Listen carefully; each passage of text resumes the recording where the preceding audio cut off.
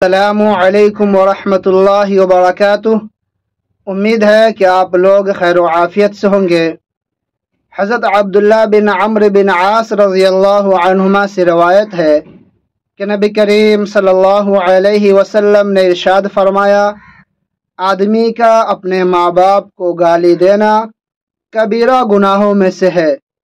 صحابہ کرام رضی اللہ تعالی علیہم اجمعین نے سوال کیا، عرض کیا کہ یا رسول اللہ، آدمی اپنے ماں باپ کو بھلا کیسے گالی دے سکتا ہے؟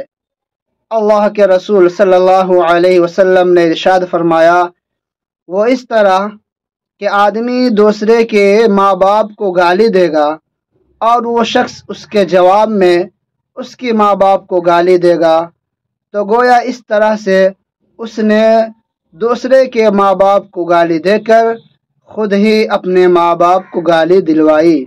اللہ تعالی ہم سب کی حفاظت فرمائے۔